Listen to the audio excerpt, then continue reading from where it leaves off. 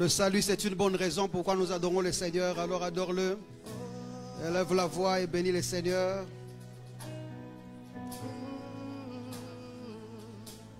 Père, tu es merveilleux. Tu es glorieux. Glorifie le roi des rois. Pour te glorifier. Oh, oh, oh. Tu es merveilleux, notre Seigneur et notre Dieu. Qui est comme toi, notre Père. Qui d'autre comme toi, notre Seigneur et notre Sauveur? Personne comme toi, Père. Oh, tu es glorieux. Tu es grand, tu es parfait. Tu es excellent, Seigneur.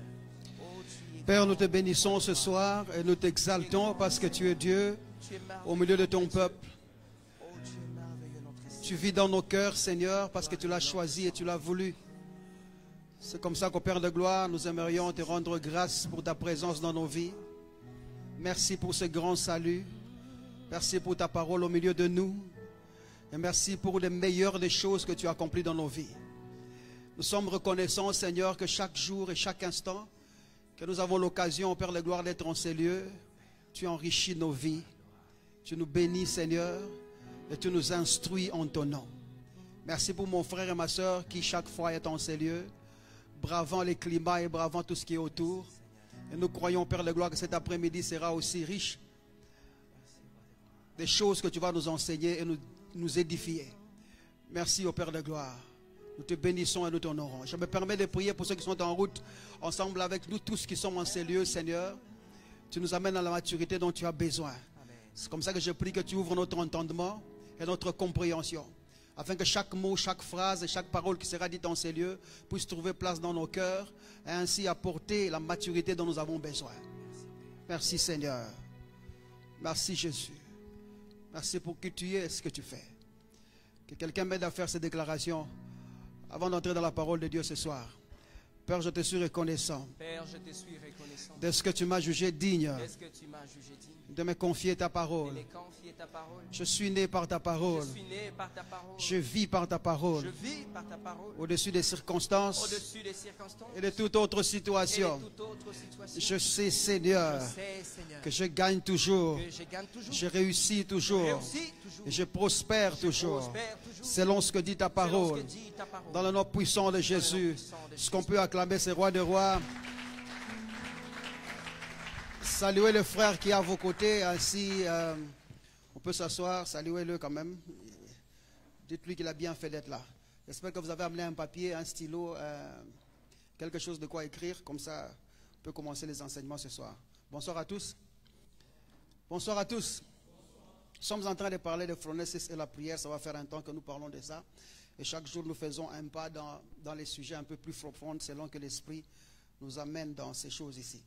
Aujourd'hui, j'ai beaucoup de choses à dire et beaucoup de choses à couvrir. Mais nous n'allons pas précipiter quoi que ce soit. Nous allons suivre selon que le Seigneur le permet, parce qu'il ne faut pas non plus que je sois rapide et incompréhensible.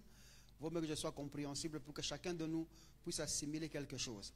C'est comme ça que dans ma révision ou dans mon rappel de ce que nous avons déjà dit, je vais essayer d'être très bref, à moins que le Saint-Esprit le veuille autrement, que nous puissions un peu avancer et dire 2 ou 3 choses. Nous sommes en train de parler de phronesis. Nous avons dit que phronesis, c'est la compréhension active qui pose des actes et qui nous cause à le faire tout en suggérant des lignes d'action en Christ. Cette compréhension-là te cause à faire des choses. Mais les suggestions sont en Christ. Et nous avons dit que les suggestions doivent être en Christ ou de Christ. C'est de là que nous avons aussi dit que cette compréhension nous établit dans la réalité de vie en Christ. Il y a une réalité qui est en Christ, dans laquelle cette compréhension te fait asseoir. Et cette compréhension-là, si tu la manques, tu seras étranger dans la vie de Christ. C'est comme ça que plusieurs personnes se disent chrétiens ou se disent avoir cru au Seigneur Jésus-Christ, mais des choses de Christ semblent être des mystères pour eux. Il y a des choses qu'ils inventent par eux-mêmes. Il y a des choses dans lesquelles ils tâtonnent. Mais il est de la volonté de Dieu que tu maîtrises toutes les choses qui sont en Christ, afin que tu puisses faire de grands pas avec le Seigneur. Dieu veut faire de grands pas avec toi. Et Dieu veut faire de grands pas avec nous tous en ces lieux. Et ma prière est que nous y parvenons et que nous fassions de grands pas avec le Seigneur. C'est comme ça que cette compréhension-là, nous avons dit, la première des choses qu'elle fait lorsqu'elle est en train de t'établir dans la réalité de vie en Christ, elle t'accorde des suggestions détaillées dans cette vie. Elle te donne les détails de cette vie. J'ai donné un exemple l'autre fois de l'ensevelissement, mais il y a aussi les raisons de sa mort. Pourquoi est-ce que Jésus ne meurt pas en dessous de la croix? Pourquoi est-ce que Jésus meurt au-dessus de la croix? Et il y a une raison. La Bible dit qu'on l'a cloué, c'est vrai, et qu'il a, parce qu'on l'a cloué à la croix, il a donc effacé l'acte dont les ordonnances nous condamnaient et qui subsistait contre nous. Le fait que Jésus n'a pas été lié à la croix, mais cloué à la croix, ça a un sens aussi.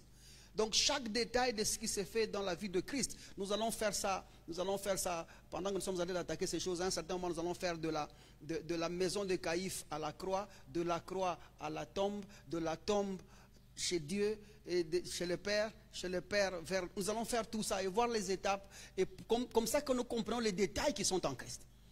Et là, il y a des choses que nous allons déposer comme fondement pour que quand on va arriver là-bas, que quelqu'un puisse comprendre et savoir ce qu'il y a. C'est comme ça qu'il y a des chrétiens qui sont plus sûrs de la chrétienté et d'autres ne le sont pas. C'est par rapport à ce qu'ils connaissent. Quelqu'un est avec moi jusque-là? Et il y a des choses, quand tu connais en Christ, tu ne te permets pas de dire des choses qui ne sont pas correctes. Quand tu connais des choses en Christ, tu ne peux pas dire à un chrétien qu'il y a un esprit de poursuite dans la vie d'un chrétien. Tu ne peux pas dire, parce que tu vois, la compréhension déjà va tiquer, va dire non, ce n'est pas normal ce que tu es en train de dire là. Mais nous bénissons le Seigneur parce que l'évangile que nous prêchons commence à trouver place dans le cœur des gens et des vies des gens commencent à être affectées au nom de Jésus-Christ. J'ai vu un homme de Dieu là qui s'était pas moqué de moi, mais qui avait critiqué le fait que j'avais dit que Dieu ne rendait riche personne et que si tu voulais être riche, il faut travailler. Mais on vient de m'envoyer l'une de ces vidéos où lui-même est en train de dire, si tu veux être riche, il faut aller au travail. Dieu ne donne pas l'argent aux gens. Je dis gloire au Seigneur. Ils sont en train tous de s'aligner. Et tous vont s'aligner au nom de Jésus-Christ. Parce que la parole de Dieu gagne toujours. Gagne toujours. Donc cette compréhension-là t'accorde la première des choses, des suggestions qui sont détaillées en Christ, pour que tu ne manques rien de ce que Dieu a fait pour toi en Christ. La deuxième des choses, qu'elle nous octroie des affirmations qui boostent nos déclarations. Et nous avons dit que ces affirmations-là proviennent des suggestions qui sont de la parole de Dieu et qui concernent les choses que Dieu a fait pour nous en Christ. Et ces choses qui concernent pour nous en Christ, ça devient des affirmations parce que ça établit le croyant dans l'acquisition ou l'octroi certaine de la sainteté, l'octroi certain de la conscience certaine de la justification, de la justice de Dieu dans sa vie. Et aussi la troisième des choses, nous avons parlé de la glorification. Les suggestions t'établissent dans ces choses-là. Parce que ça te place dans des affirmations où quoi qu'il se passe, tu sais que devant Dieu, tu as accepté, tu ne peux pas être rejeté au nom de Jésus-Christ. Ce que Jésus a fait est suffisamment devant Dieu pour que Dieu t'accepte et qu'il ne te renie pour aucune autre raison. Et la troisième des choses, c'est que cette compréhension-là te ramène à la conscience de la présence de Dieu ou à la conscience de la fusion avec lui. Là, tu réaliseras que tu n'es pas en train de marcher avec Dieu, mais tu habites en lui. Parce que nous avons dit, la conscience-là te rappellera et te placera dans une position où tu vas reconnaître que Dieu en Christ doit être dans le croyant. Dieu en Christ doit être dans le croyant. Si tu es en Christ, Dieu habite en toi. Tout celui qui a reçu Jésus-Christ comme Seigneur et Sauveur, Dieu habite en lui. Et Jésus est en train de parler de toi, il habite en toi au nom de Jésus-Christ. Ainsi, parce que nous parlions du fait que le temple c'est la maison de Dieu, ou le temple du Saint-Esprit, où nos corps, ou nos esprits sont le temple du Saint-Esprit, nous avons ainsi lu 2 Corinthiens chapitre 6, à partir du verset 15e, verset 16, où Paul pose des questions. Quel accord y a-t-il entre Christ et Bélial? Ou encore quelle part y a-t-il entre l'infidèle et les fidèles? Nous avons dit qu'il n'y avait pas de part. Nous ne pouvons pas trouver dans le croyant quelque chose qui soit dans le non-croyant, vice-versa. Et à cause de cela, nous nous sommes posé des questions. Un croyant peut-il être possédé parce qu'il n'a rien de païen? Il n'a rien de celui qui n'est pas sauvé. Et la réponse est impossible. Non ne suffit pas. Un croyant peut-il être possédé? C'est impossible. Non ne suffit pas. C'est impossible parce que le croyant il est déjà occupé par la majestueuse gloire de Dieu et il ne peut pas être possédé par autre chose que Dieu lui-même. Dieu habite dans le croyant. Et la deuxième des choses que nous avons dit, c'est que peut-il donc y avoir ministère de délivrance là où il y a le croyant? Nous avons dit il ne peut pas y avoir parce que pour le croyant la délivrance c'est le salut. Une fois que tu as reçu le salut, tu n'es plus éligible à la délivrance parce que tu as déjà été délivré dans le salut que tu as reçu en Jésus-Christ. Quelqu'un me comprend jusque-là? Peut-il donc y avoir ministère de délivrance? Nous avons dit non, il ne peut pas y avoir ministère de délivrance. Ce qui nous a poussé à reconnaître d'où est venue donc cette idée-là. Où quelqu'un identifie qu'il ne peut pas y avoir délivrance à cause de ce que Jésus a déjà fait pour nous. Mais on insiste quand même de mettre le ministère de délivrance. Nous avons dit que cette idée est venue de la mauvaise interprétation d'Abdias chapitre 1er verset 17. Et ce verset-là étant mal interprété, on a juste cru que la délivrance devait exister en Sion.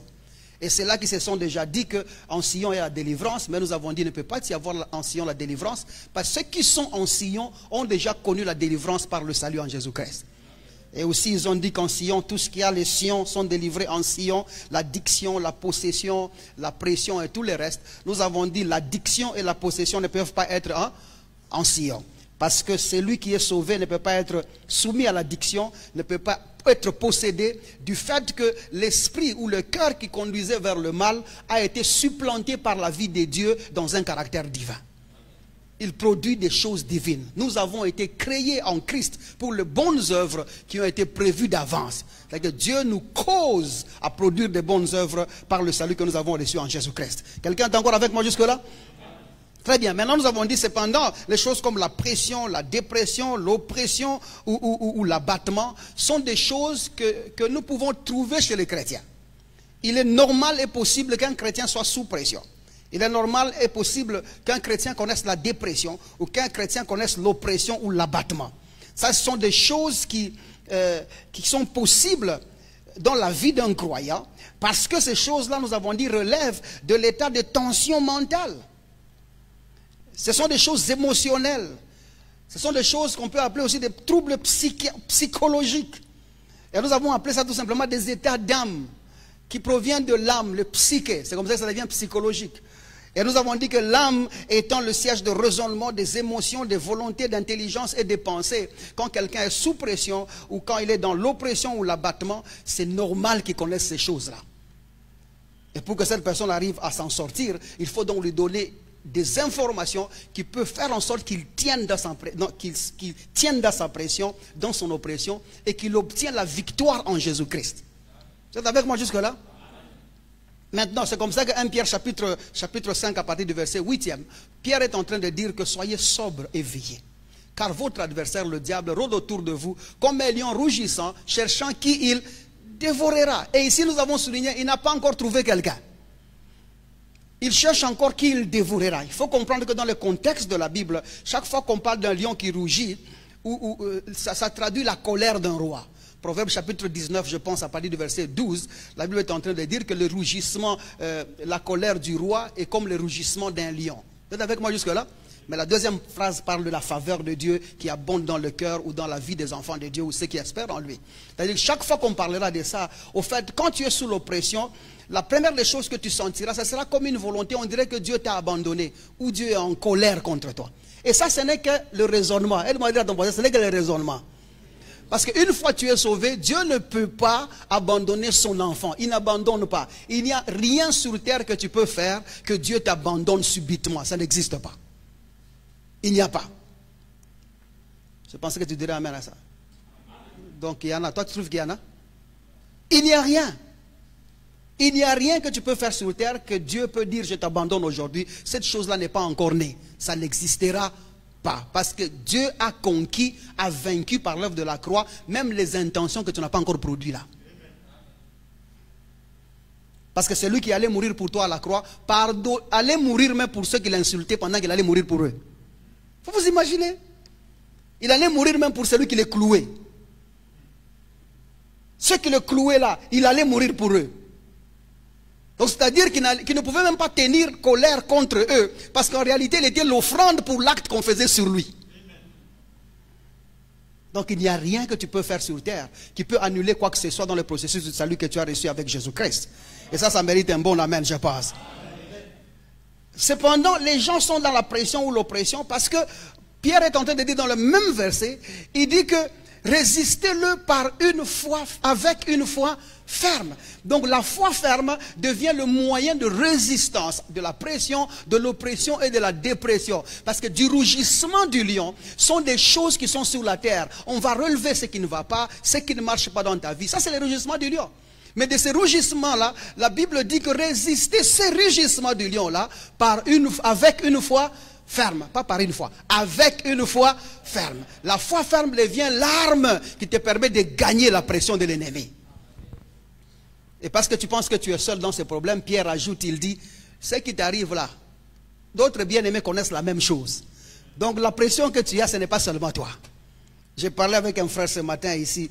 Il a décidé de venir me voir parce qu'il traverse un peu une situation là. Il me dit, en rentrant, je crois, de l'Icassie ou de Colosie d'où il venait, ils ont connu un problème mécanique. Et puis, comme il y a eu d'accumulation de problèmes, tu vois, d'accumulation des problèmes qu'ils n'ont pas planifiés, il dit, Père, je ne vous trompe pas, j'ai quitté le véhicule, j'ai regardé que le carburant coulait, j'ai tenu la tête, je me suis dit, Seigneur, c'est quel péché que j'ai fait que tu ne peux pas pardonner? Ça, c'est la pression. Ça, c'est la pression. Et quand tu es au milieu d'une telle situation, tu vois, il faut savoir qu'il y a plusieurs personnes qui connaissent le même problème. Et au même moment, pendant que toi tu cries, Seigneur, qu'est-ce que j'ai fait? Seigneur, pourquoi moi? Why me? Pourquoi moi? Pourquoi moi? Il y a quelqu'un qui est en train de connaître plus grave que toi. Et il dit, je veux vaincre ça au nom de Jésus-Christ. Et Pierre dit, ce n'est pas seulement à toi. Ce sont les mêmes choses qui arrivent à tous les frères. Tous les frères. C'est comme ça que Paul ajoutait aussi, je crois, en 1 Corinthiens chapitre 10, verset 13. Il dit, aucune tentation ne vous est survenue qui ne soit humaine. Tout ce qui vous arrive là sont des choses des hommes. Et Dieu ne tente personne, Dieu ne teste personne, Dieu ne met à l'épreuve personne. Donc les choses qui vous arrivent sont des choses des hommes. Les mêmes choses qui font que tu ne dormes pas. Il y a quelqu'un qui est dans les mêmes problèmes et qui dort, il se réveille le matin et glorifie le Seigneur. Je me rappelle une fois là, j'étais à Colosie dans une mission là, des affaires que je faisais là. Un gaillard là nous a escroqué beaucoup d'argent. Pour moi c'était beaucoup d'argent. Mais en même temps, pendant que nous discutions avec les gens de l'inspection et tout ça là, parce que je me suis dit finalement il faut qu'on les fasse arrêter parce qu'il exagérait un peu.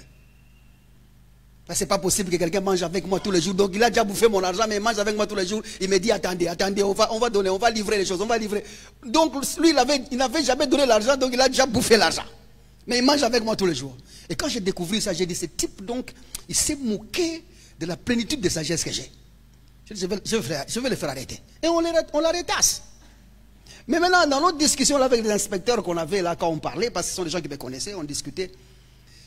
Et ils ont mentionné, ils disent, tu vois ces cas ici, il y a aussi telle autre personne qui, lui, a fait la même chose chez les Chinois et il leur doit 450 000 $.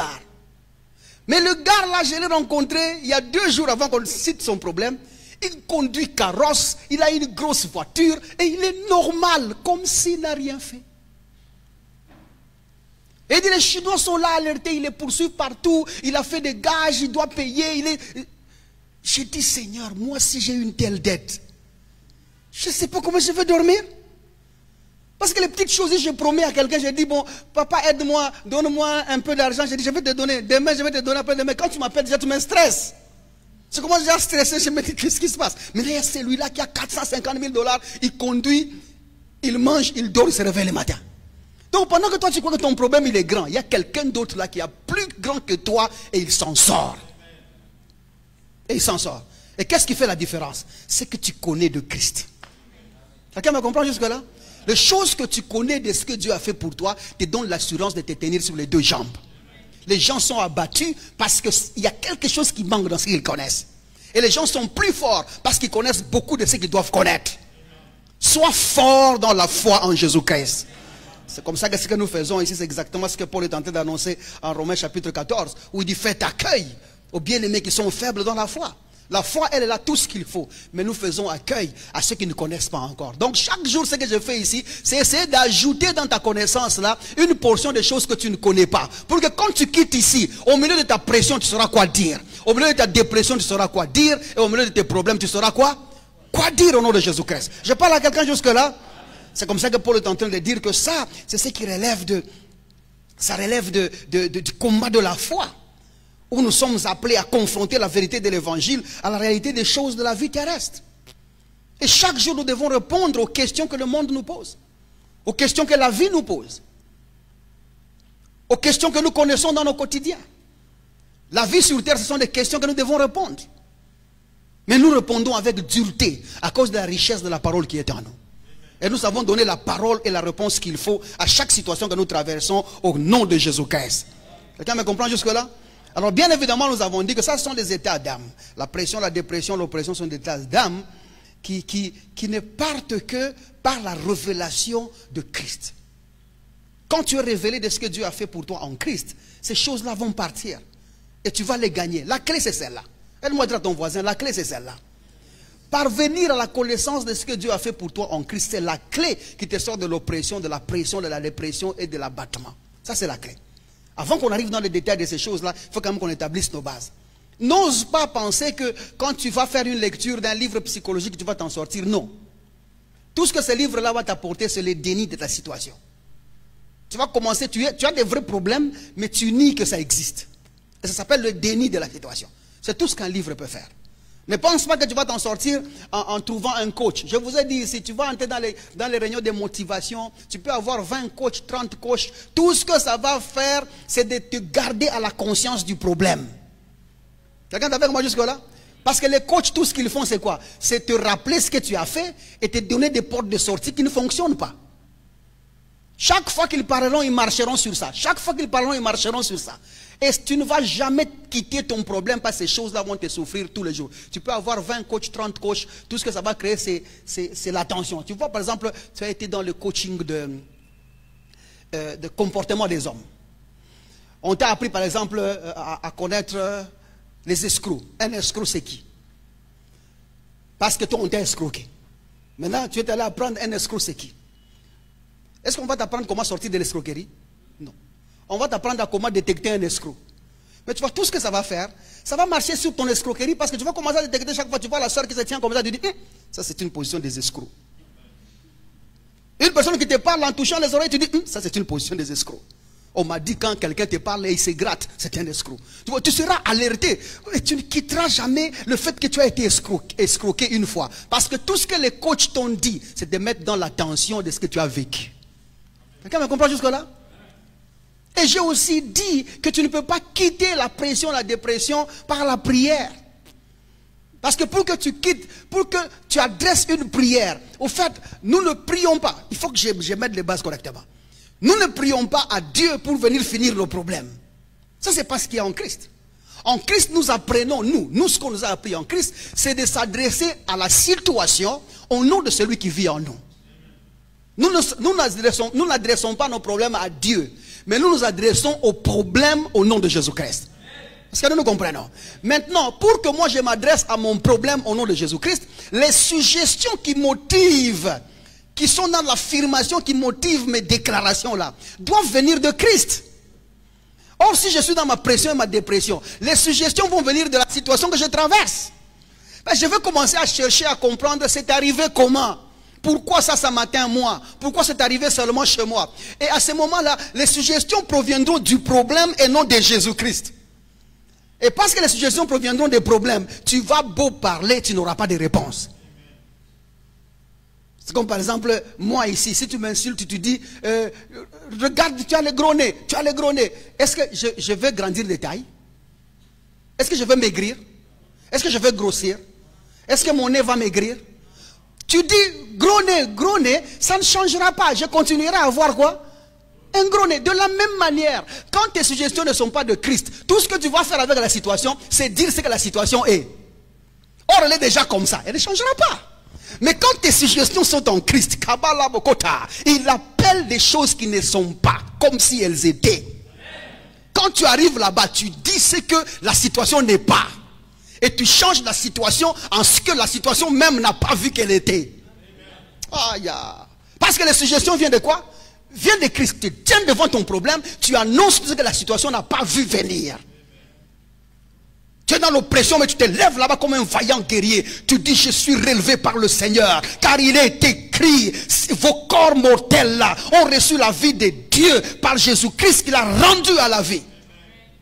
Et quelle que soit la situation, c'est la maladie, la pression qui te souffre, tu es en mesure de te lever et dire, il est dit, tout celui qui habite la cité ne dira, je suis malade. Je refuse de confesser que j'ai la tuberculose. Je refuse de confesser que c'est la malaria. Toi, tu pars au nom de Jésus. Je suis en bonne santé. Parce que les suggestions viennent de Christ. Mais si tu ne connais pas ça, tu vas commencer à dire à la situation, Seigneur, viens me sortir de la malaria. Malaria, sort, malaria. Il sait qu'il est malaria. Il va rester là-bas à son endroit. Il faut que je vous dise une chose que je vous avais dit il y a quand même longtemps et je ne cesse de le dire. Toi, tu n'es pas du monde, mais tu es dans le monde. Vrai ou faux? La maladie est de là où tu te trouves ou du monde? La souffrance est de là où tu te trouves ou du monde?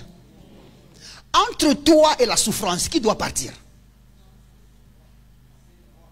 Qui est au mauvais endroit? Entre toi et la souffrance, qui doit partir? Donc quand tu dis souffrance part, souffrance ne part pas, il te regarde, il dit je suis au bon endroit. Maladie part, maladie dit je suis au bon endroit. Celui qui doit partir ici, qui est au mauvais endroit, c'est toi. Donc aussi longtemps que cette parole ne t'a pas transporté pour t'établir en Christ dans les lieux célestes, tu souffriras des choses des hommes. Quelqu'un me comprend jusque-là? Je crois que vous êtes en train d'avancer mon sermon. Je risque d'arriver au moment là où vous ne donnez plus l'offrande. Parce que c'est des choses que vous avez déjà entendues. C'est ça, non? Accepte que cette parole te transporte dans le rang spirituel où la maladie ne se trouve, où la souffrance ne se trouve, où les problèmes ne se trouvent. Il y a une dimension spirituelle que nous avons connue par le transport de la parole en Jésus-Christ, qui fait que nous sommes déconnectés des choses du monde et des circonstances naturelles, où nous vivons dans le monde surnaturel avec effectivité de vie de Dieu. Et cette dimension-là est exempte des choses des hommes. Et si tu ne parviens pas à être transporté là, déjà, tu as des difficultés d'accepter que toi et Dieu vous formez une seule chair. Et maintenant, si je te parle des choses comme ça, tu vas croire que ces pasteurs exagèrent. C'est comme ça que nous allons petit à petit pour que tu acceptes. Parce que hier, tu avais des difficultés d'accepter que tu étais saint. Maintenant, aujourd'hui, tu sais que tu es saint, non? Donc, ça va petit à petit. Hein? Dis-moi, dis petit à petit, pasteur. Petit à petit. Jusqu'à ce que ces choses seront vraies. Et vous avez, Paul a raison. Et même l'auteur aux Hébreux, ils ont raison. Quand Paul dit, nous ne mourrons pas tous. Il a raison. Aujourd'hui, c'est difficile que tu acceptes que personne ne va mourir. Mais demain, avec l'acceptation de la sainteté, de la justification, de la glorification, quand tu vas entrer dans les percées de la gloire avec Dieu, où la gloire de Dieu devient l'essence de ta personne, tu vas comprendre que l'immortalité va revêtir la mortalité. Et tu diras, je ne meurs pas. Est-ce que quelqu'un me comprend? C'est encore difficile parce que certains chapitres manquent encore. Certains chapitres ne sont pas là. Mais si tu parviens à la compréhension de tout ça, tu vois, tu vivras une vie extraordinaire. Laissez-moi un peu continuer dans ça. Si tu te mets à lire un livre, à prendre un psychologue, tu peux apprendre des coachs que tu as, ou mettre de la prière, rien ne changera. Quand tu vas prier, là, tes suggestions ne viendront pas de Christ. Et la Bible dit ce qui ne se fait pas, ce qui se fait sans la foi ou en dehors de la foi ou sans conviction est péché. Ta prière sera vouée à l'échec. Déjà à l'entrée, c'est voué à l'échec. Parce que tu vas commencer à dire à la maladie ce qu'elle est. Tu vas commencer à chasser à la maladie, mais elle est au bon endroit. Jusqu'à ce que tu comprennes ta position et qui tu es. C'est comme ça que tu vas quitter les choses. Et je déclare que tu déménages au nom de Jésus-Christ. Que tu quittes au nom de Jésus-Christ. Malheureusement, tu peux être sous la dépression, l'oppression et l'abattement. Malheureusement, il y a de fortes chances que tu croises les gens qui sont mal affermis en Christ. Et ces gens-là, tout ce qu'ils vont t'offrir, c'est de te donner une thérapie de culte. Nous avons expliqué c'était quoi thérapie de culte. La deuxième des choses, ils peuvent t'offrir la cure d'âme. Et il y a deux sortes de cure d'âme que eux expliquent là. La cure d'âme qu'on donne avant que quelqu'un ne reçoive Jésus-Christ comme Seigneur et Sauveur. Tu vois, parce qu'on dit que Dieu habite dans le corps saint. Avant que Dieu n'habite en toi, il faut faire la cure d'âme. C'est ça, non? Mais la réponse, elle est simple à ça. Pourquoi voulez-vous curer l'âme de celui qui va mourir? Parce que recevoir Jésus-Christ comme Seigneur et Sauveur veut dire quoi? C'est mourir, non? Maintenant, pourquoi allons-nous arranger ce qui va bientôt mourir? Vaut mieux le tuer carrément, qu'il meure en Christ et qu'il ressuscite une nouvelle créature. Et qu'on ait à travailler seulement son raisonnement. Point. Au lieu de chercher à ce que cette personne arrange sa propre vie pour recevoir Jésus-Christ qui vient détruire la vie arrangée. Quelqu'un me comprend jusque-là? Parce que si tu as arrangé ta vie, à ce moment-là, qu'est-ce que Jésus viendrait faire? Jésus vient, lui, même si ta vie est arrangée selon les principes des hommes, cette vie-là est pécheresse devant Dieu. C'est comme ça qu'aucune personne ne pourra plaire à Dieu par des principes des hommes. Tu ne demandes pas pardon avant de recevoir Jésus-Christ comme Seigneur et Sauveur. Parce que c'est à cause de Jésus-Christ là, c'est à cause de cette vie-là qui a péché que Jésus-Christ est mort. Nous recevons Jésus-Christ dans notre vie, afin de supplanter notre vie là ancienne là. Mais tu ne peux pas arranger ta vie pour que Jésus-Christ y vienne. Jésus dans ta vie, c'est l'arrangement de ta vie. Quelqu'un me comprend jusque-là? C'est comme ça que nous ne donnons pas nos vies à Jésus-Christ pour qu'il y habite. Ok? Mais nous recevons sa vie pour qu'il y habite. Ce n'est pas un jeu de mots, mais c'est sérieux. Tous ceux qui ont donné leur vie à Jésus-Christ ont tendance à maîtriser la marche et à penser qu'ils peuvent tenir. Mais nous qui avons reçu la vie de Jésus-Christ, nous sommes à l'aise parce que ce n'est plus notre vie. Nous sommes morts il y a longtemps. Ce sont les vivants qui trouvent la chrétienté difficile. Nous les morts et ressuscités là, je ne copie même pas Jésus. Je suis exactement Jésus. Ceux qui ont donné leur vie à Jésus cherchent à ressembler à Jésus. Mais nous qui avons laissé la vie, abandonné nos vies, et nous qui avons amené nos vies à la mort en Jésus-Christ, nous sommes l'exacte représentation de sa personne. Et nous ne fournissons aucun effort. Sa vie, c'est notre vie. Je parle à quelqu'un jusque-là? Alors maintenant, c'est quoi la cure d'âme? Allons-y un peu dans la matière rapidement, parce que mon temps est en train de partir. C'est quoi la cure d'âme? Et qu'est-ce qu'on veut dire par cure d'âme? Lorsque cette cure d'âme a été introduite dans l'église, c'était spécialement pour apporter une notion d'accompagnement dans l'église. Et cet accompagnement de l'église avait pour but d'aider le croyant à surmonter leurs difficultés intérieures, les questionnements, ou encore des difficultés morales, des difficultés émotionnelles, des difficultés psychologiques ou même des habitudes. La cure d'âme était introduite pour ça. Comment est-ce qu'elle fonctionnait? Elle n'avait pas les principes psychologiques parce qu'elle est différente de la psychologie ou de l'aide psychologique. La cure d'âme qu'on a apportée dans l'église, dans le but que je suis en train de parler ici, avait pour but non seulement de concurrencer le modèle psychologique d'aide de l'homme, mais parce que, au fait, les principes psychologiques, quand ça aide l'homme, ce sont des principes humains et scientifiques pour analyser le comportement de l'homme et les situer dans la situation qu'il est en train de vivre. Mais cependant, la cure d'âme, ou encore moi j'aime bien l'accompagnement. L'accompagnement qu'eux ont appelé cure d'âme, lorsqu'on a introduit dans l'église, le but premier, c'était d'essayer d'aider cette personne à parvenir à la révélation de l'œuvre de la croix et lui laisser ainsi faire confiance à l'œuvre du Saint-Esprit dans sa vie. Nous comprenons? C'est-à-dire aider cette personne à parvenir à la révélation de l'œuvre de Christ. Si cette personne parvient à découvrir les choses que Dieu a fait pour lui en Christ, c'est comme ça que le Saint-Esprit peut aider cette personne-là et enseigner à cette personne-là de se libérer à la conduite du Saint-Esprit. Parce que c'est le Saint-Esprit qui sait bien prêcher Jésus dans la vie de quelqu'un. Et le Saint-Esprit va amener dans les sensibilités les révélations qu'il faut à chaque instant de trouble ou à chaque instant de perturbation. Et si cette personne avait des attitudes ou des caractères ou des mauvais caractères, c'est un peu difficile parce que le caractère ça vient de la nature. Et la nature qu'un chrétien reçu, c'est la nature de Dieu. Et la nature de Dieu produit un caractère divin. Nous comprenons? Alors maintenant, l'accompagnement n'aidait pas vraiment le caractère du chrétien, mais plutôt les habitudes du chrétien.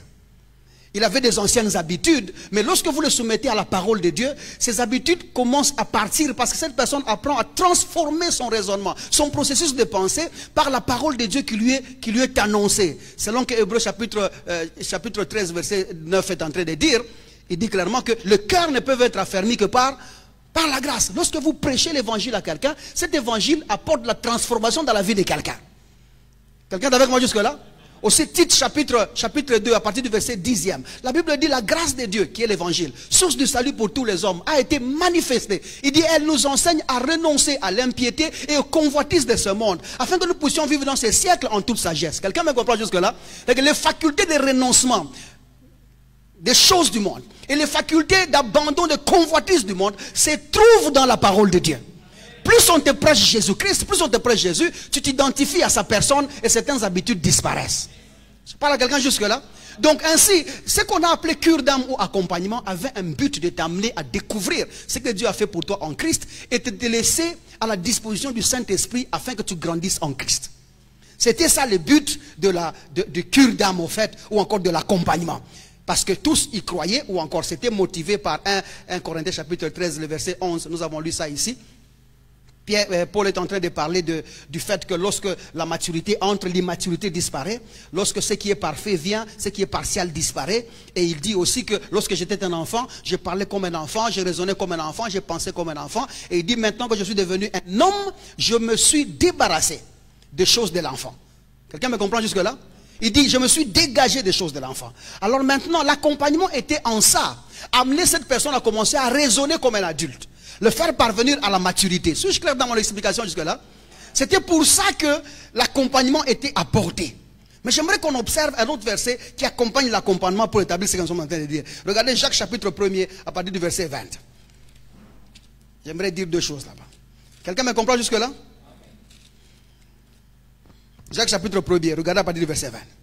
Il dit, car la colère de l'homme n'accomplit pas la justice de Dieu. Quand nous parlons de la colère de l'homme ici, nous faisons allusion au mot qui est traduit là-bas par des humeurs, des dispositions naturelles, des indignations ou des préférences. Vous êtes avec moi jusque-là? C'est le mot qu'on a traduit colère. C'est-à-dire que ce ne sont pas tes humeurs qui vont accomplir la justice de Dieu. La justice de Dieu s'accomplit par la foi en Jésus-Christ. Vous êtes avec moi jusque-là? Nous avons accompli la justice de Dieu, non à cause de la manière dont nous nous ressentons, mais parce que nous avons accepté Jésus-Christ comme Seigneur et Sauveur. C'est là que Dieu nous a déclarés justes devant lui. La justice de Dieu s'accomplit par la foi en Jésus-Christ et non par la manière dont nous nous sentons. C'est exactement ce que nous avons fait dans les églises avant. Quand nous nous demandons, vous vous rappelez quand nous entrons à genoux pour demander Seigneur pardonne-nous, pardonne-nous. Quand nous nous sentons bien en nos cœurs, le modérateur disait, nous sommes pardonnés maintenant, levez-vous, on peut chanter, merci, merci, merci Jésus pour le sang, merci pour le sang. Et nous chantons pour le sang. Nous étions contents, croyant que Dieu nous a pardonnés parce que c'était nos humeurs. Quelqu'un est avec moi jusque-là? C'était quoi? Nos humeurs tout simplement. Ou encore, quand vous allez à la montagne là, vous pensez que Dieu a agi des choses. Vous voyez, quand vous êtes à la montagne, vous vous dites qu'ici il y a Dieu. Donc nous sommes venus voir Dieu, nous avons rencontré Dieu. Et vous priez un peu avec courage parce que là vous vous donnez. Tu transpires un peu, tu respires, hein, tu vois, tu transpires, tu parles deux paroles en langue, deux paroles charabiques. Ça dit quelques charabias, hein? Tu parles quelques charabias, et puis là, et puis tu sors, tu sens que tu es fort. Tu descends là, tu dis, aujourd'hui en descendant là, quand je descends là, mon problème va finir. Mais tu trouves que le problème est devenu plus que problème. Rien n'a changé. C'était juste des émotions. C'était des humeurs. Parce que de toutes les façons, tes humeurs ne font pas la justice de Dieu. Ce qui fait la justice de Dieu, c'est la foi en Jésus-Christ. Ah. Si moi on m'avait dit ça quand j'étais petit, je serais très loin. Parce que nous avons cru que c'était nos humeurs qui affectaient quoi que ce soit. C'est comme ça qu'on nous avait même dit quand tu es fâché, Dieu ne te reçoit pas, il ne t'entend pas. C'est ça, non? Dieu ne t'entend que quand tu es dans la joie. Comme si Dieu est motivé par tes sentiments. Dieu s'en fout. Que tu sois en colère, que tu sois dans la joie, que tu sois dans la tristesse. J'ai dit il ça. Ce n'est pas ça qui va motiver qui il est.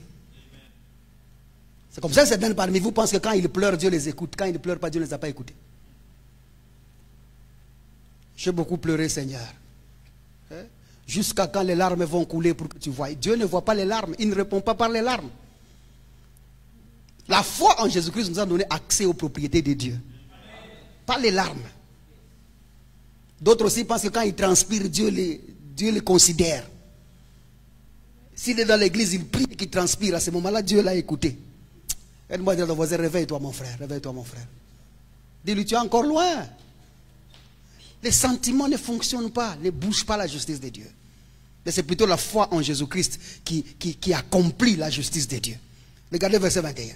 Il dit, c'est pourquoi rejetant, déposant à terre toute souillure et tout excès de malice, recevez, prenez par vous-même, transportez par vous-même, soulevez donc avec douceur la parole qui a été plantée en vous. La parole qui a été où? Plantée en vous. Et qui peut sauver vos âmes. Donc ce qui peut te sortir de tout ce qu'il y a comme état d'âme, c'est la parole qui est plantée en toi.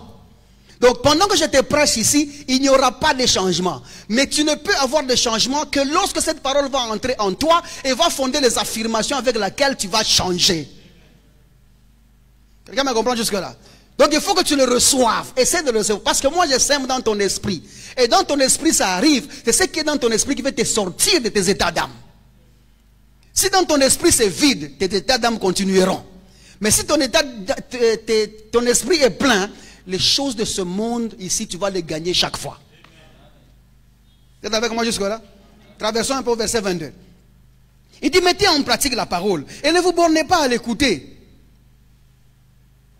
La parole de Dieu dont nous parlons, et c'est donc vous transporter à un niveau où vous agissez en phroneses. Vous agissez comme des phronimos. Parvenir à la compréhension de ce que Dieu a dit, qui nous cause à poser des actes. Tu n'écoutes pas la parole et tu fais rien. Tout ce que vous entendez, vous devez le mettre en pratique.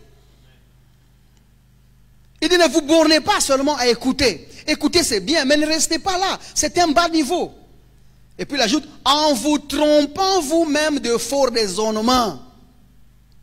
Parce que quand tu vas commencer à écouter, tu vas commencer à te fabriquer toi-même des portes de sortie. Comment est-ce que je veux sortir d'ici? Tu vas commencer à te fabriquer toi-même des portes de sortie qui ne sont pas en Christ. Mais si tu mets en pratique ce qu'on t'a dit, tu vas agir exactement selon ce que l'Esprit te dicte. Mais si tu te mets là-bas en train d'analyser, tu vas créer des questionnements, tu vas créer des doutes. Et les affirmations seront soit des questions ou des doutes.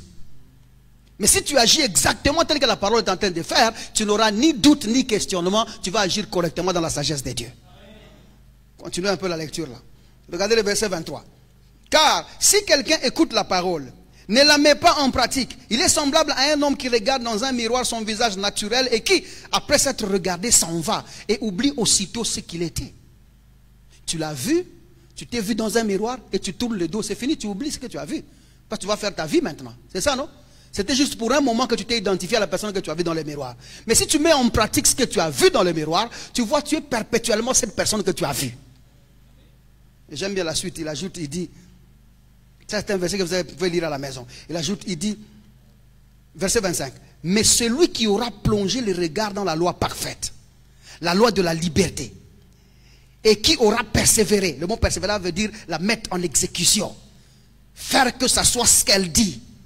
Et puis il ajoute, n'étant pas un auditeur oublieux, mais se mettant à l'œuvre. Tu te mets à l'œuvre. Plus tu écoutes d'une manière persévérée. Tu écoutes. Et tu refuses d'oublier parce que tu la mets en pratique tout le temps. Il dit, celui-là sera heureux dans son activité. Il y a de bonheur dans l'activité. Quelle activité? L'activité de comprendre la parole. Tu vas trouver le bonheur et le résultat du pourquoi cette parole est en toi. Parce que tu t'y es mis à la mettre en pratique. Quelqu'un me comprend jusque-là? Très bien. Maintenant, ça, ce que nous voulons dire, c'est que les états d'âme ne peuvent finir que si quelqu'un arrive à la révélation de ce que Dieu a fait pour nous en Christ. Or, le mal affermi, comme nous avons dit, très souvent, eux, quand ils voient quelqu'un dans la dépression, la pression et l'oppression, parce qu'ils savent que la prison de ces états d'âme, c'est généralement la culpabilité. Et ils se disent, parce que très souvent quelqu'un va se dire, qu'est-ce que j'ai fait Seigneur pour mériter ça? Pourquoi j'ai vu comme ça pour mériter ça? Tu vois, et ils vont lui dire, tu vois, ça fonctionne comme ça parce que tu as péché telle part. Ok? Parce que quand quelqu'un se questionne sur son état, ses états d'âme, ça conduit directement à ce qu'il a fait. De bien ou de mal. Quelqu'un me comprend jusque-là? Mais j'aimerais te dire, Dieu veut que tu sois conscient de ce que Dieu a fait pour toi en Christ. Et non conscient de ce que toi tu as fait chez lui. Parce que Dieu n'habite pas en toi à cause de ce que toi tu as fait. Mais Dieu habite en toi à cause de ce que Jésus a fait pour toi. Donc ta conscience ne doit pas être sur ce que toi tu as fait. Mais ta conscience doit être sur ce que Dieu a fait pour toi. Je parle à quelqu'un jusque là. Alors maintenant, au lieu de s'apitoyer sur qu'est-ce que tu as fait pour vivre ce que tu es en train de vivre, comprends que la culpabilité, lorsque la culpabilité, elle est là, elle te positionne dans la conscience de ce que toi tu as fait. Elle t'éloigne de la conscience de l'œuvre de Jésus-Christ. Et les mal affermis ou les gens qui ne comprennent pas comment ça fonctionne, et tout ce qu'ils font, c'est de te dire non, il faut demander pardon. Il faut confesser ses péchés. Si tu vis comme ça, c'est parce que tu n'as pas bien demandé pardon. Parce qu'il y a certaines choses qui ne peuvent partir que par la confession des péchés. Par confession des péchés, il parle de l'énumération des fautes. C'est ça, non? Énumérer des fautes. C'est-à-dire, quand tu énumères tes fautes, pour eux, tu confesses les péchés. Et c'est comme ça que tu peux obtenir le pardon qui te délivre de ton oppression ou de ta dépression. Je suis en train de parler à quelqu'un jusque-là. Et ils ont divisé ça. Il y a le pardon que tu peux demander seul. Il y a le pardon que tu peux demander en public. Il y a le pardon que tu peux demander devant l'homme de Dieu. Maintenant, moi, ma question ici, c'est est-ce que l'énumération de fautes ou la confession de péché que quelqu'un fait devant un homme peut-il conduire à l'octroi d'un pardon? Pouvons-nous obtenir un pardon de Dieu parce que nous avons confessé nos péchés devant un homme? C'est la grande question.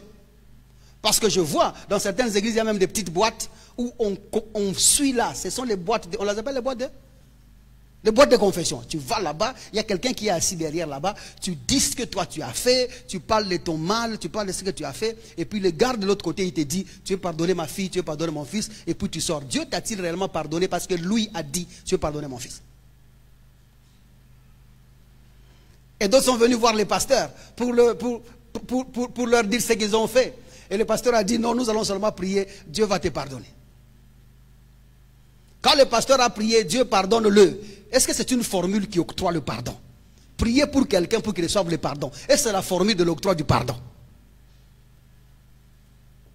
Et ça, ce sont des choses que nous devons nous questionner, n'est-ce pas là? Avant que je ne parle de la confession que je fais seul dans mon coin, parlons d'abord de la confession que nous adressons devant un homme de Dieu. D'où est venue cette histoire ici? J'espère que j'aurai le temps pour finir, parce qu'il ne me reste plus qu'une dizaine de minutes. On peut y aller? D'où est venue cette histoire ici? Cette idée-là est inspirée de Jean chapitre 20, verset 23. Allons le voir.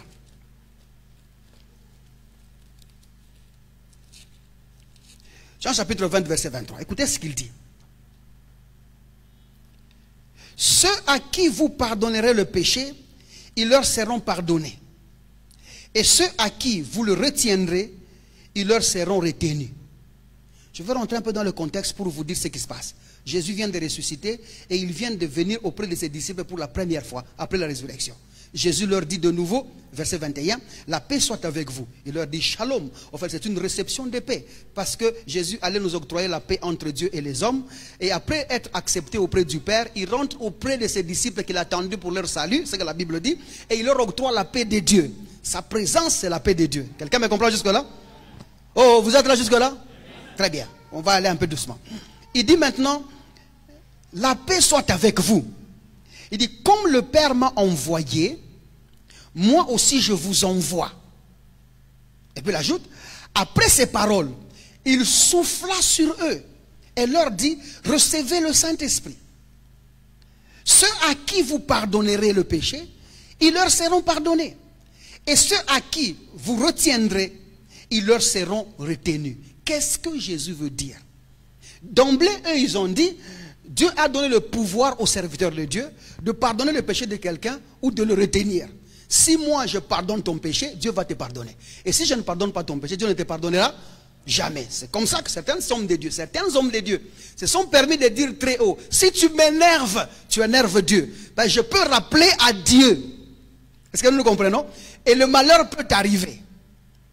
Quelle audace. Descends un peu. Bar, descends un peu. Vous êtes allés très loin. Et ils ont pris ça pour acquis à cause de ce verset ici. Parce que Dieu les a donné le pouvoir d'octroyer le pardon. Allons un peu examiner ça. Tout d'abord, il faut retenir, avant qu'on dise quoi que ce soit. Dans le Nouveau Testament, nous n'avons vu aucun disciple de ceux qui étaient là ces jours-là exercer cette autorité. Aucun disciple n'a reçu quelqu'un et lui a dit, Martina, je te pardonne, parce que moi je te pardonne, Dieu aussi te pardonne. Aucun.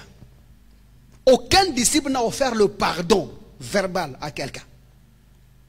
Alors ça pose l'attention, parce que quand vous lisez la Bible, personne n'a exercé cette autorité. La question c'est, qu'est-ce que donc Jésus voulait dire par cela?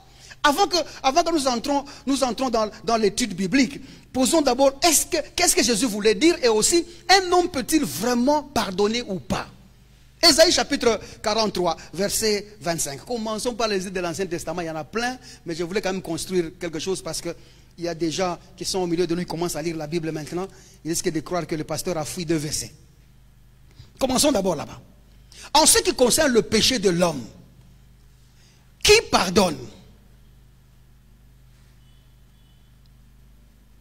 Regardez la pensée de l'Ancien Testament d'abord. Ésaïe 43. Regardez le verset 25. La Bible dit, c'est moi. Ça c'est Dieu qui parle. C'est moi qui efface les transgressions pour l'amour de moi. Et je ne me souviendrai plus de tes péchés. Qui efface nos transgressions? Dieu. Les efface-t-il parce que nous sommes devenus bons devant lui? Ou parce que nous l'avons convaincu? Il dit, je l'efface pour l'amour de moi. En d'autres termes, il y a une volonté de Dieu que nous ne pouvons pas battre. Il y a une position de Dieu que nous ne pouvons pas gagner.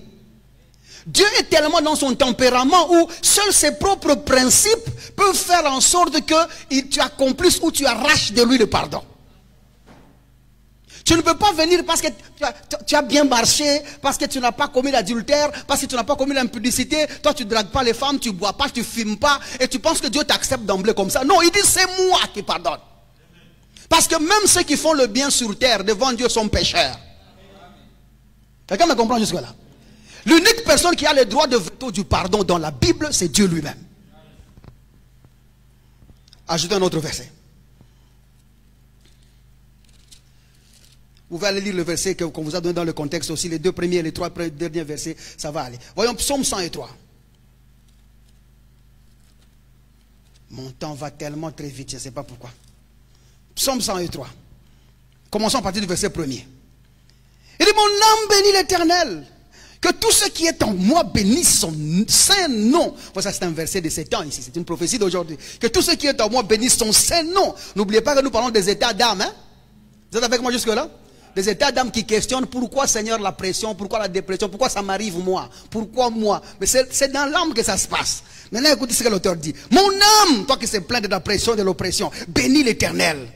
Que tout ce qui est en moi bénisse son saint nom. Il dit mon âme bénit l'Éternel et n'oublie aucun de ses bienfaits. Tu as besoin d'être à un endroit où on rappelle à ton âme les bienfaits du Seigneur dans ta vie.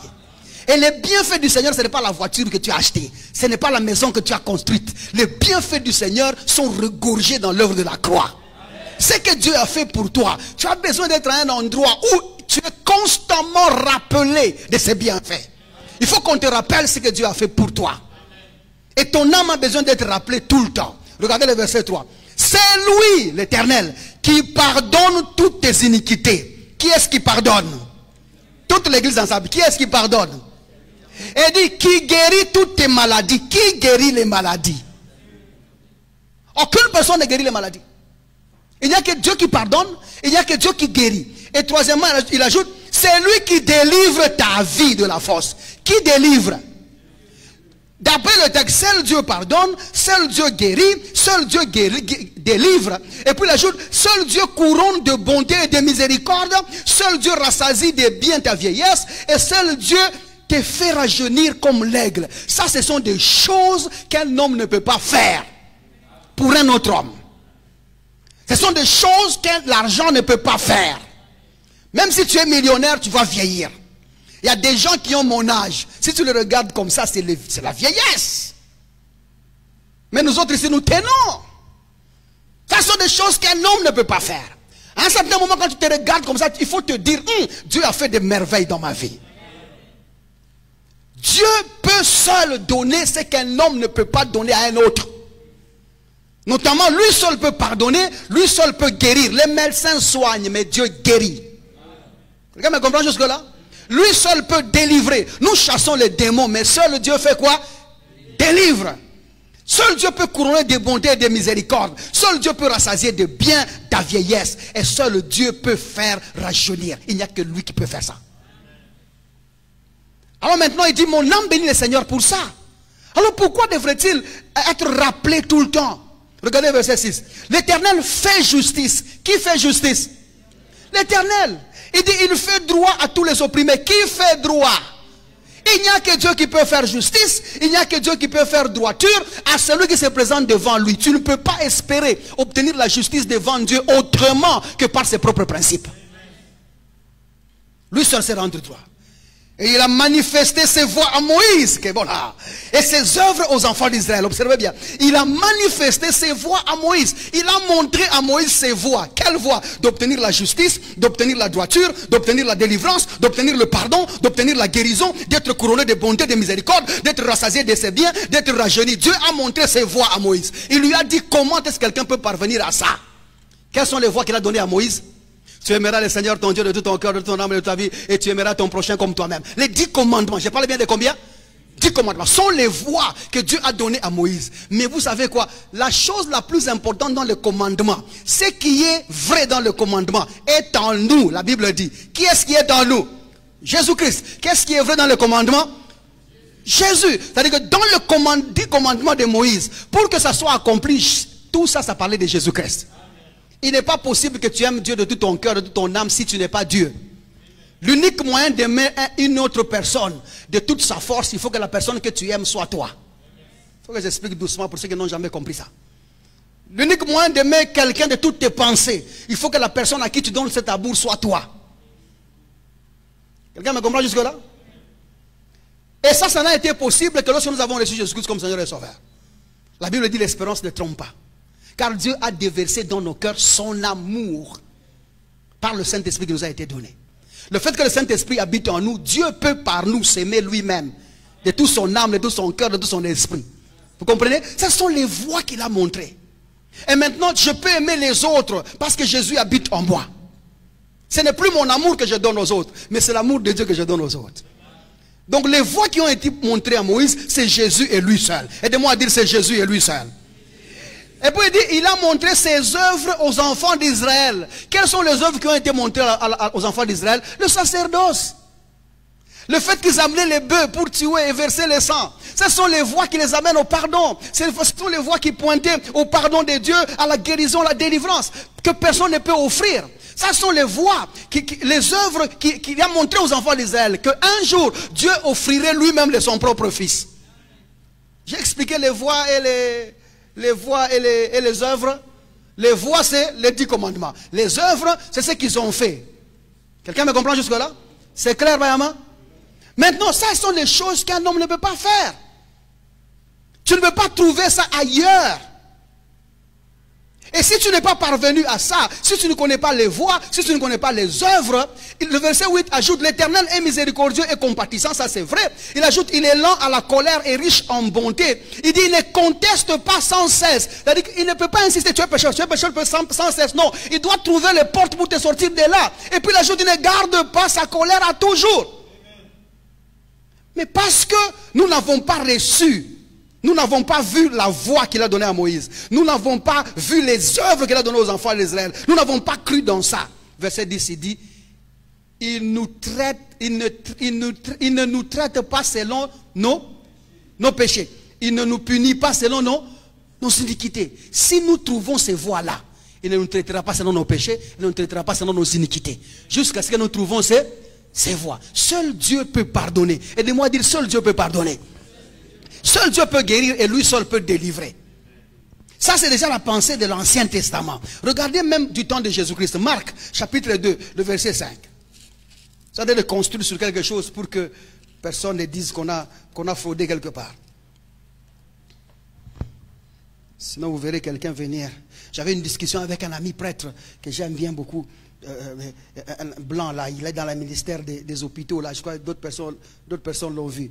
Je lui ai dit un jour, écoute, Dieu seul pardonne les péchés. Ce que tu fais là, tu mets les gens dans les faux espoirs. Il me dit, tu vois, toi tu es en train de prêcher comme Paul. Paul, c'est une erreur de la Bible. C'est un prêtre qui dit ça. Bon, c'est un long débat. Regardez le verset 5.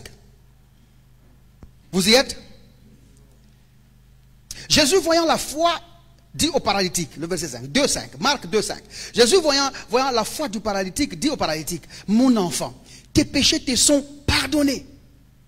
Strict, direct, tes péchés te sont pardonnés. Verset 6.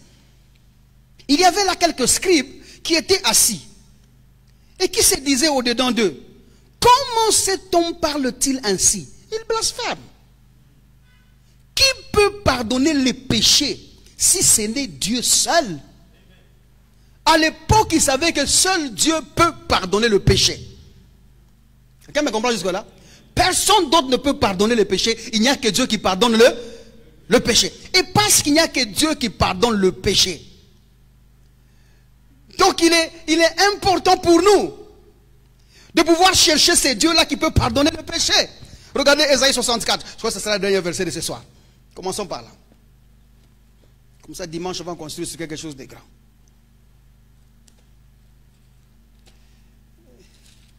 Quelqu'un m'a même dit, pasteur, tu fais de longues introductions, même si tu ajoutes 2-3 choses, mais c'est quand même long. Bon, je ne sais pas comment faire ça autrement. C'est ça, non? Même vous trouvez la même chose, hein? Tu parles de bonnes choses seulement à la fin, il faut seulement commencer au début. Bon, il y a quelqu'un qui n'était pas là hier, mais lui il va connaître comment, d'où nous sommes venus.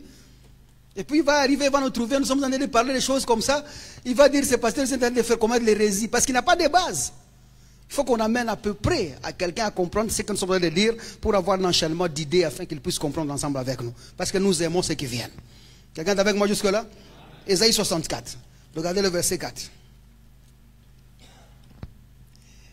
Tu vas au-devant de celui qui pratique avec joie la justice, de ceux qui marchent dans tes voies et se souviennent de toi. Ça, ce n'est possible qu'en Christ.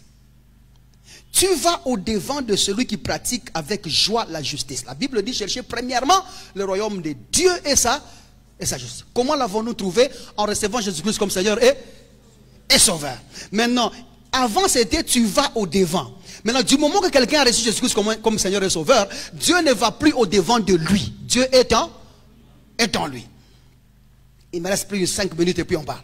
Maintenant, regardez la suite. De ceux qui marchent dans tes voies et se souviennent de toi. Tout ça, c'est la foi en Jésus-Christ. Il ajoute, mais tu as été irrité parce que nous avons péché. Mais tu as été irrité parce que nous avons péché. Le mot irrité là-bas, ça ne veut pas dire que Dieu commence à s'énerver. C'est-à-dire, tu as connu vers nous le déplaisir. C'est-à-dire que nous n'avons pas plu à Dieu. C'est ce que le mot traduit là-bas veut dire. Dieu a eu chez nous pas un dégoût, mais un déplaisir. Nous ne lui plaisions pas. Quelqu'un est avec moi jusque-là? Pourquoi est-ce que nous ne plaisons pas à Dieu? Parce que nous avons péché. Il ajoute, et nous en souffrons longtemps. Du fait que tu ne trouves pas plaisir en nous. Nous en souffrons longtemps. Et puis il ajoute, jusqu'à ce que nous soyons sauvés. Dieu ne trouvera plaisir dans l'humain que si cet humain parvient à quoi? Au salut. Aussi longtemps que cette personne n'est pas sauvée en Jésus-Christ, Dieu ne sera pas agréable à cette personne et Dieu n'agréera pas cette personne-là. Nous ne pouvons être agréés que par le salut en Jésus-Christ. Regardez le verset 5. Nous sommes tous comme des impurs parce que nous ne sommes pas sauvés. Et dit, et toute notre justice est comme un vêtement souillé. Le mot traduit vêtement souillé ici, c'est les habits de menstruation ou linge de menstruation. Ça parle de la souillure profonde qu'on ne peut ni regarder ni sentir. C'est le mot, c'est comme ça que c'est traduit. C'est pas moi qui invente, c'est traduit comme ça. Quelqu'un est avec moi jusque-là? C'est-à-dire que c'est un dégoût manifeste. Dieu ne peut même pas y regarder. Regardez comment est-ce que les auteurs de l'Ancien Testament sont en train de voir. Il dit, nous sommes tous comme des impurs. Et toute notre justice, nous avons tenté de faire du bien. Nous avons tenté de paraître bien devant toi. Mais tous nos actes de bonté, de justice que nous avons pu présenter auprès de Dieu, quand Dieu voit nos efforts là, c'est comme des habits souillés. Donc il n'y a rien que toi tu peux inventer sans le salut qui pourra attirer l'attention de Dieu. Dieu ne trouve plaisir qu'en son Fils. Il a dit, sans miracle, sans prodige, sans avoir appelé les disciples, une voix se fit entendre. Il dit, celui-ci est mon Fils bien-aimé, en qui j'ai mis toute mon affection. D'autres versions disent, en qui je prends plaisir. Dieu ne trouve plaisir qu'en Jésus-Christ. C'est comme ça qu'il faut que le salut soit là, pour que Dieu t'agrée. Sans le salut, Dieu n'agrée personne. Quelqu'un est avec moi jusque-là? Il dit, nous sommes tous flétris comme une feuille, nous mourrons. Il dit, et nos crimes nous emportent comme le vent. C'est ce qu'il veut dire. La mort est avec nous parce que nous avons péché. Verset 6. Il n'y a personne qui invoque ton nom. Pourquoi il dit il n'y a personne qui invoque ton nom? Parce qu'il était dit, celui qui invoque le nom de l'Éternel sera sauvé. Si tu invoques le nom de l'Éternel, tu seras sauvé. Mais il n'y a personne qui invoque ton nom pour le salut. Il dit qui se réveille pour s'attacher à toi. Pourquoi il dit ça? Tu invoques le nom du Seigneur pour être sauvé et tu te réveilles pour s'attacher à toi, sortir de la mort pour faire avec Dieu une seule chair. Selon qu'il était dit, l'homme quittera son père et sa mère et s'attachera à sa femme. Il dit, celui donc qui s'attache au Seigneur est avec lui un seul esprit. Cela n'est possible que si quelqu'un se réveille de la mort pour aller s'attacher avec lui. Donc quand tu invoques le nom du Seigneur et tu obtiens le salut, c'est à ce moment-là, toi et Jésus-Christ vous formez une seule chair. Et puis Dieu vous agrée et tu ne connais plus la mort. Ça c'est la prophétie que nous sommes en train de lire. Vous voyez ce que nous sommes en train de faire ici? C'est ça un travail du prophète. Donc là je suis prophète. Le plus grand prophète ici c'est moi. Je sais sortir Jésus des Écritures. Quelqu'un me comprend jusque là? C'est ce qu'on vous demande vous de faire. Pas de montrer les adresses des gens. Tu entends? Pas non, je vois chaussures. Non. Sortir Jésus comme ça. C'est ça être un grand prophète. Parce que l'esprit de la prophétie, c'est le témoignage de Christ. Regardez la suite. Il n'y a personne qui invoque ton nom, qui se réveille pour s'attacher à toi. Aussi nous as-tu caché ta face et nous laisses-tu périr par l'effet de nos crimes. C'est Dieu qui les laisse? Non. C'est eux qui sont dans le péché. C'est leur crime qui les éloigne du Seigneur. Pour être accepté de Dieu, il faut recevoir Jésus-Christ comme Seigneur et Sauveur. Donc l'unique moyen par lequel Dieu pardonne, c'est la foi en Jésus-Christ. Quelqu'un me comprend jusque-là? Oh, j'ai envie de lire un autre verset. Bon, lisons, on finit avec ça. Psaume 65. C'est juste un petit verset. Psaume 65. Je sais qu'il y a bouclage. Mais personne ne sera bouclé au nom de Jésus-Christ. Rentrez à la maison. Rentrez à la maison. Vous voyez, les gens aiment bien le hors-jeu là. Hein? Ils utilisent Dieu comme un fétiche là. Quand, les règles des hommes sont les règles des hommes, il faut les suivre. 65. Vous y êtes? Psaume 65. On peut commencer à partir du verset 3. Je lis rapidement comme ça, on va y aller. Ô toi qui écoutes la prière. Combien de prières?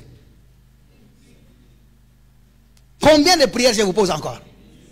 Ô toi qui écoutes la prière, tous les hommes viendront à toi. Tous les hommes ne viennent à Dieu que pour faire une seule prière. Et la prière là, elle concerne quoi? Regardez le verset 4. Les iniquités m'accablent. Tu pardonnes nos transgressions. Heureux celui que tu choisis et que tu admets en ta présence, pour qu'il habite dans tes parvis. Nous nous rassasierons du bonheur de ta maison, de la sainteté de ton temple. Voyez, quelle est donc cette prière qui nous donne place dans la maison de Dieu? Je crois au Seigneur Jésus comme Seigneur et Sauveur. Les gens ne viennent pas chez Dieu pour demander les voitures, ils en ont. Les hommes ne viennent pas chez Dieu pour demander des maisons, ils en ont. L'unique prière qui amène les hommes à Dieu, c'est je reçois Jésus-Christ comme Seigneur et Sauveur. C'est l'unique prière qui appelle les gens à Dieu. Quelqu'un est avec moi jusque là? Oh, toi qui écoutes la prière, c'est une seule prière. Tous les hommes viendront à toi pour cette prière-là. Et je crois que les nations entières viennent à lui pour la prière-là. Tous les âmes seront sauvées au nom de Jésus-Christ. Et ils feront cette prière. Regardez le verset 6. Dans ta bonté, tu nous exauces par des prodiges, Dieu de notre salut. Dans ta bonté, tu nous exauces par tes prodiges. Tu exauces à quoi? À la prière. Cette prière-là. Il dit, tu nous exauces de quelle manière? Par des prodiges. C'est quoi les prodiges? L'œuvre de la croix. Sa mort, sa venue en chair, prodige. D'abord, sa naissance d'une femme vierge, prodige. Sa marche en tant qu'homme, prodige. Sa montée à la croix, prodige. Sa mort à la croix, prodige. Sa descente à la croix, prodige. Son ensevelissement, prodige. Son enterrement, prodige. Il convient dans un tombeau qu'on n'a pas mesuré, prodige. Il dit cette prière-là, à cette prière-là, toi tu nous exauces à cette prière par des prodiges. Dieu de notre salut. Papa, ton salut est l'œuvre de prodiges et de miracles. Sa naissance, prodige. Son ensevelissement, prodige. Sa mort, prodige. Sa résurrection, prodige. Ce qu'on appelle même son habitation en toi, prodige. Son acceptation, prodige. Tu es une vie, un produit de prodige qui ne peut être que prodigieux. Parle à quelqu'un jusque là. Et vous l'ajoutez, espoir de toutes les extrémités lointaines de la terre et de la mer. Même nous qui étions au loin, nous qui croyons encore dans les Krendende, nous qui croyons encore dans les Pandangila, nous qui croyons encore dans les Tchikombouchagoutchouboukilmouni, nous qui étions au loin là, quand nous entendîmes qu'il exauce la prière et qu'il opère des prodiges pour sauver les gens, nous sommes tous allés là. Nous sommes tous allés là-bas. Le Dieu de nos ancêtres n'ont pas aidé. C'est comme ça que la Joute dit, il a fermé les montagnes par sa force. Et il est saint de puissance. À fermer la montagne par ses forces. Les gens là qui étaient si faibles sont devenus maintenant des forts aujourd'hui. Il dit, il apaise le mugissement des mers, le mugissement de leurs flots et le tumulte des peuples. Tous ceux qui étaient en train de croire qu'ils étaient plus forts, Dieu les apaise parce que nos adversaires ont été vaincus par la foi en Jésus-Christ. Le verset 9, il dit, ceux qui habitaient aux extrémités du monde, comme nous autres ici, Il dit, c'est vrai de tes prodiges. Tu remplis d'allégresse l'Orient et l'Occident. Papa, quand nous consprime que Dieu s'est fait chair prodigieusement, qu'il est né d'une vierge prodigieusement, nous nous sommes effrayés. Tu vois, le mot effrayé là-bas, c'est des révérences. Nous avons dit, qui est celui-là qui peut quitter Dieu, être un homme, mourir pour un homme, afin de payer le prix de justice à Dieu, qui a quitté Dieu, qui est devenu un homme. Nous avons dit, nous croyons en celui-là. Il est Seigneur et Sauveur. C'est l'unique voie par laquelle Dieu pardonne. Autrement, Dieu ne pardonne personne. Donc l'unique personne qui pardonne, c'est Dieu lui-même et par ses propres principes, pas par les principes des hommes. J'ai été clair jusque-là? Trop de choses à dire, on continue dimanche.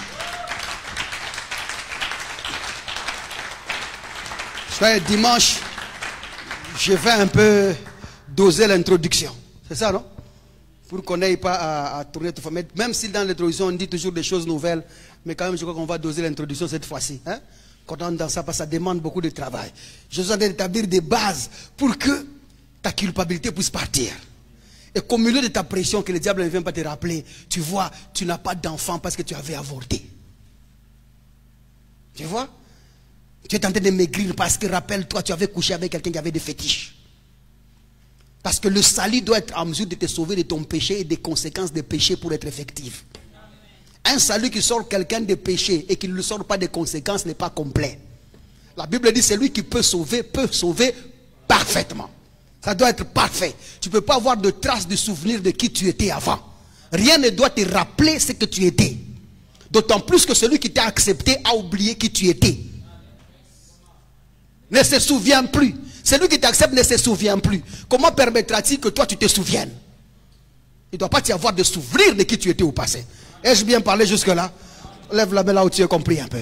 Merci Seigneur pour ce grand salut. Nous savons qui nous sommes. Et nous sortons vainqueurs tous les jours. Aujourd'hui, au Père de gloire, nous reconnaissons que par tes prodiges, tu nous as sauvés. Tu es venu Seigneur dans nos vies, comme un homme. Tu es mort comme un homme. Tu as été enseveli 3 jours et 3 nuits et tu es ressuscité victorieusement. Tu nous as établis dans ta gloire. Selon qu'il est dit dans ta parole, tu nous as ressuscités ensemble avec lui et tu nous as fait asseoir ensemble avec lui dans le lieu céleste. Loin au-dessus des principautés et des autorités et des dominations. Merci au Père de gloire. Il n'y a rien sur la terre qui pourra faire en sorte que j'abandonne sur cette terre. Ce n'est pas possible au nom de Jésus. Nous ne sommes pas de ceux qui abandonnons. Mais nous sommes de ceux qui tenons à la doctrine en Jésus-Christ. Et nous sommes plus que vainqueurs. Et nous triomphons dans ce monde. Car tout ce qui triomphe, c'est notre foi. C'est comme ça qu'au Père de gloire, nous croyons effectivement dans ce que tu as accompli pour nous en Christ. Et nous y tenons. Au nom de Jésus, nous avons ainsi prié. Amen. Que Dieu vous bénisse. Merci beaucoup. Cette diffusion a été sponsorisée par des frères et sœurs qui croient en l'avancée de l'évangile de Jésus-Christ et Jésus-Christ crucifié sans additif. Si vous désirez vous joindre à eux, veuillez nous contacter au +243 99 000 27 60 ou encore par email à l'adresse maîtrechurchrdc@gmail.com.